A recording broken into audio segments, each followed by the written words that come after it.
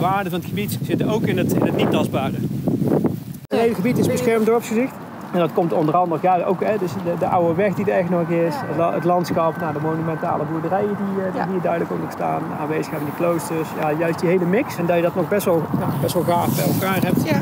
Is dat uniek? Ja, ik zou het zo niet een voorbeeld kunnen noemen in Nederland waar het nog is. En het hele bijzondere zijn natuurlijk nog de 3 actieve kloosters in het gebied. Ja, waar zien we die? Waar kun je hier? Dit is de Onze Lieve Vrouwenabdij. Ja.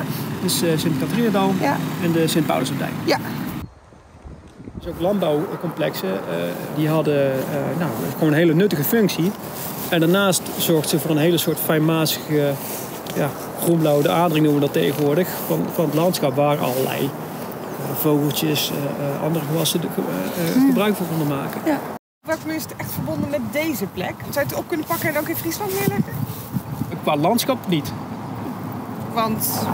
We zitten hier op de zogenaamde naad van Brabant. De overgang van zand naar klei.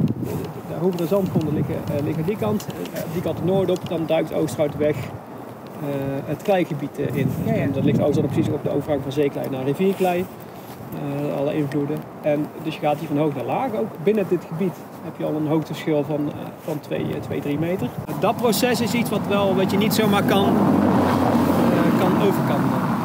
tillen. En is dat gekoppeld aan de spiritualiteit die je hier treft?